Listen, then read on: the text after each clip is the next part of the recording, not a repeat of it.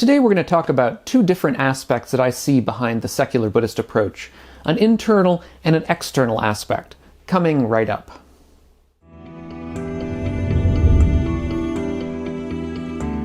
I'm Doug Smith. I'm director at the Online Dharma Institute, that's onlinedharma.org. If you're new to the channel and interested in living a wiser and a kinder and a calmer life, consider subscribing to the channel.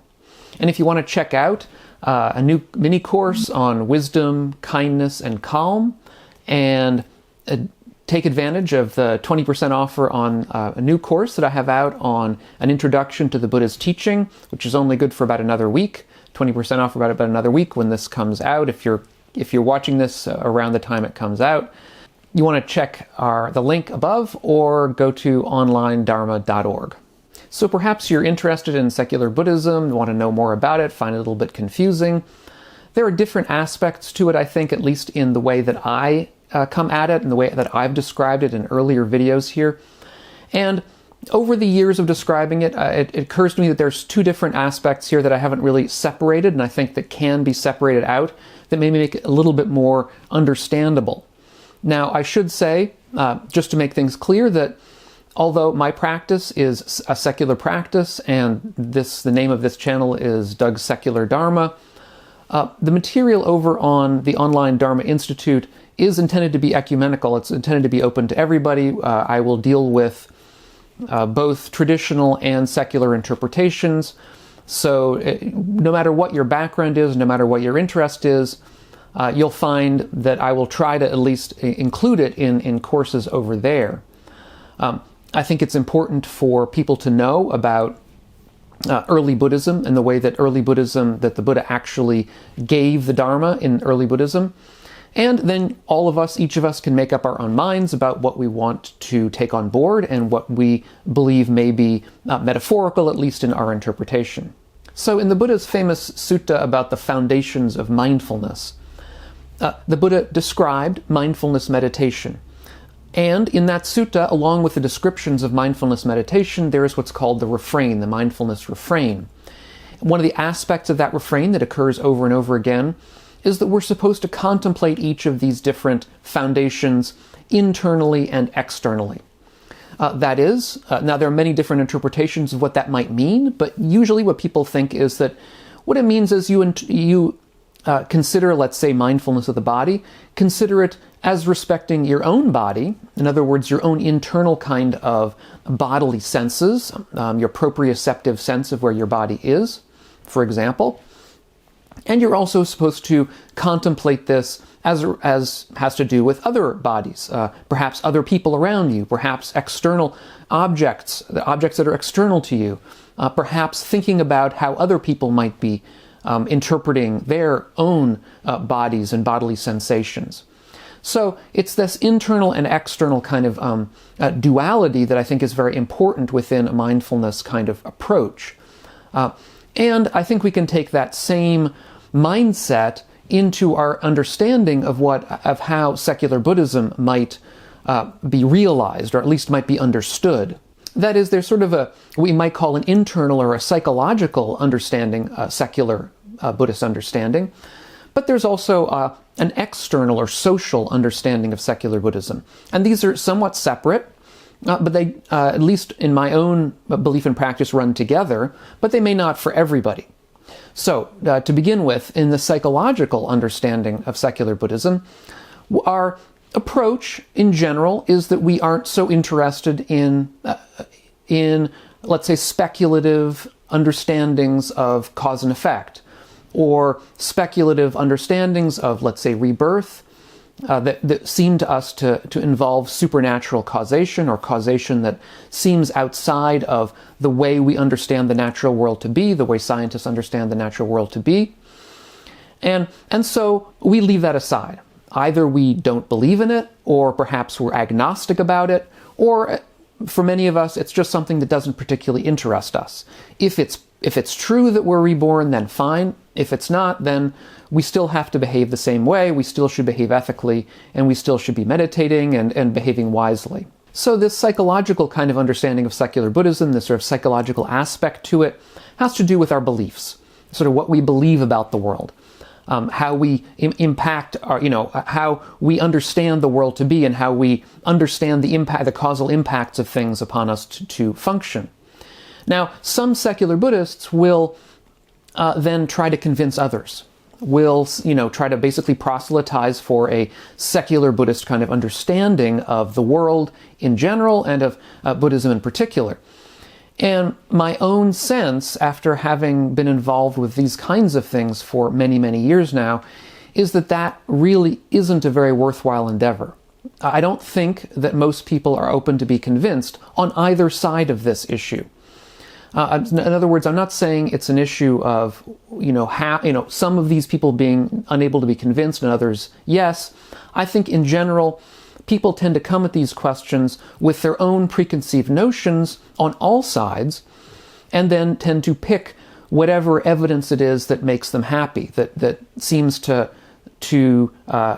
be in favor of their own preconceived notions. And so what happens is that instead of clarifying things and instead of making things easier, what this attempt to convince tends to result in is argument and dispute. That is to say, enmity, anger, even hatred, dislike of one another. It just tends not to be very productive. And in fact, it tends to be counterproductive in many ways. If our goal is to be increasing kindness and calm and wisdom, then I think it runs counter to that to be doing things that seem in general and in the main to be increasing hatred and enmity between people. So I tend to leave that aside. I don't think people can be convinced, as I say. For the record, I did write a piece several years ago about my reasoning behind why I believe the way I do, and I believe it's still available up on the web, and I will put a link to it down below in the show notes if you're interested. But really, it's only if you're interested. And if you're not, and I expect that many people of a traditional or more traditional mindset will not be interested, and that's fine too. And frankly, it doesn't matter in that case. This is then the more psychological, internal kind of aspect to secular Buddhism, about beliefs, about what we believe and what we don't believe, what we believe fully or what we're agnostic about, those kinds of things. But there's another aspect to a secular Buddhist kind of approach, which is at least as important and maybe even more important, which is the social aspect, which is to say that we tend to believe that people should be allowed to practice together, to practice in sanghas, no matter what our approach is to certain sort of speculative kind of understanding of, let's say, belief in rebirth or belief in how karma makes us reborn in future lives. And this is something that is, I think, very dear to my heart. When I go to Sangha, and I've been to Sanghas of Zen Sanghas, I've been to Insight Sanghas, I've also actually been to some Tibetan Sanghas a long time ago, and certainly have been with Tibetan practitioners and teachers on many occasions, and taken courses with them actually. My feeling in all of these cases is that there should be an openness to the Sangha to allow people of different set beliefs to practice together in the same space. Now, why do I put an emphasis on this? Why do I claim that this social aspect is an important part of secular Buddhism? Because in Christianity, for example, which is one of the common things that one compares Buddhism to in the West anyhow, in Christianity there isn't really quite that openness. There's more of a sense of a credo. That is to say, in order to be a Christian, you have, at least in most denominations, to accept a credo, a certain set of beliefs, a certain list. In fact, even a particular set list, a set group of words that you're supposed to assent to. And if you don't assent to that credo, then you aren't really a Christian. You aren't really a member of that community, that church. Now, I mean, you may, of course, attend services perhaps, but you're never really going to be a member because the membership is really open to Christians, and you're not a Christian if you're not accepting this kind of creed. Now, some traditional Buddhists do accept this kind of, what I would consider a kind of a Christianized understanding of Buddhism, in which Buddhism also has a credo. And part of the Buddhist credo is believing in accepting rebirth as part of the Dharma, as a particular credo within the Dharma of Buddhism. And so that if you don't accept, let's say, rebirth and active karma that acts over lifetimes, if you don't accept these things, then there's a real sense that you're not a Buddhist. Indeed, this has been said several times by traditional Buddhists. I believe it was Bhante Brahmali who says this, that secular Buddhists aren't really Buddhists. And as a result, there is at least the supposition, or potentially the implication, that they shouldn't really be practicing together with traditional Buddhists. Perhaps they shouldn't really be in the Sangha, because they're not really Buddhists. Now, at the end of the day, the word Buddhist is just a name, it's just a title, it's just a concept. And as such, the word Buddhist didn't really even exist during the Buddha's day. So this is something of a non-problem, I think. I mean, if somebody wants to define the term however they want to, that's fine. It's up to them. They can do what they wish. But what I think we should take account of is that the Buddha didn't really approach things in that way, at least during his day, at least in a lay context. That is to say that the Buddha taught openly to everybody, to lay people of all kinds, no matter their background, no matter whether they believed what he had to say or believed some of it or disagreed or whatever. He was willing to teach everybody. And we see that in perhaps most famously in suttas such as the Kalama Sutta, where he was teaching a group of people who were openly questioning and were not sure. And he said, that even if rebirth is not true, nevertheless, you should behave wisely and ethically, and because you will gain benefits within this lifetime. So in other words, you can even if you do not believe in rebirth, the Buddha told the Kalamas, nevertheless you can behave in the ways that the Buddha recommends. This shows how open the Buddha was to basically teaching anybody, and to anybody come and listen to him, at least in a lay context, so long as they were not going to be disruptive, obviously. And this is, I think, a key point to emphasize, is that I don't think anybody is in favor of disruptive behavior within a Sangha, or making yourself annoying, or that kind of thing. That obviously is the sort of thing that we don't want to allow. We don't want that because it makes learning for all the rest of us more difficult.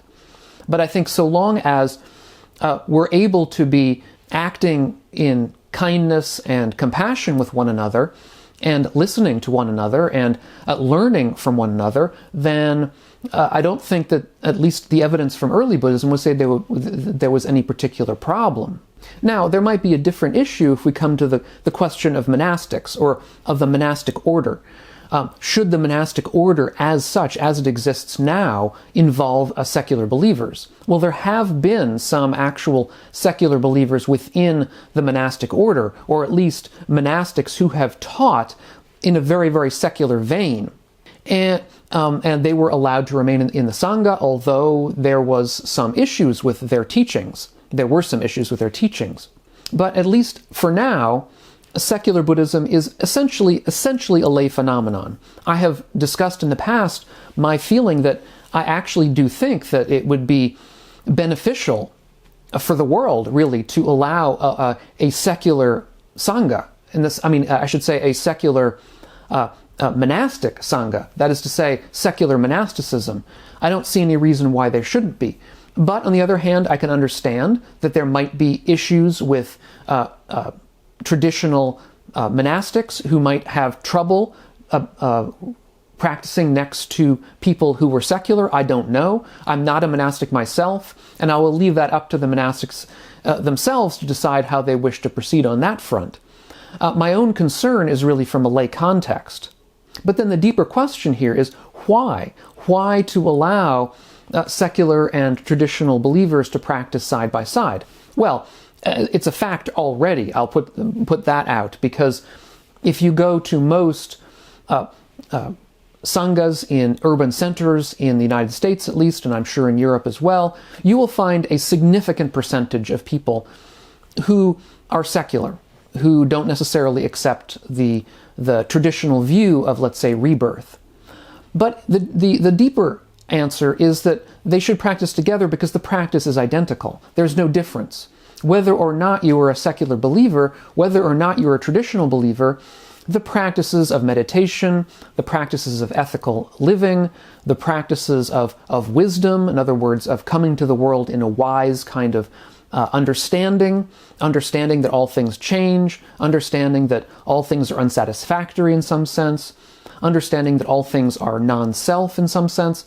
These are the same practices no matter your beliefs about particular more speculative kinds of causal factors about what happens after we die.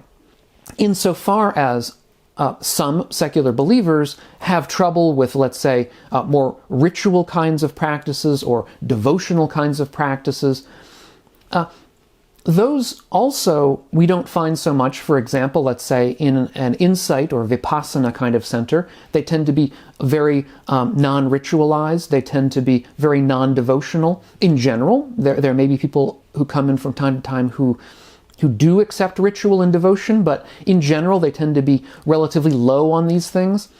And even within contemporary Zen centers, where there are rituals and there are aspects of devotional practice, even within a Zen context, these are often interpreted as completely metaphorical. And so people with, let's say, a more less interest in those kind of practices can nevertheless take them on board as simply being metaphors for other kinds of things. And I know that I have attended Zen centers where these issues were discussed explicitly. People had issues with, either people in the audience had issues with them, or the people teaching, the roshis who were teaching, realized that there might be issues, and so they would come out, sort of preliminarily, sort of to cut the thing in the bud and say, well, look, we're going to be doing these practices, but they're only metaphors for whatever it might be, yourself or your internal self, or your under, to increase your sense of compassion in the world, that kind of thing. So, a couple of points here that I've made quickly. One is that there already is a joining of secular and traditional within most, perhaps almost all Western centers, at least in the, let's say, Insight and even Zen traditions, which is a large portion. And the second part here is that we should practice together because the practices are the same. Now, if you're finding these kinds of approaches of mine useful, check out my Patreon page. It's linked down below, and you can help support the channel.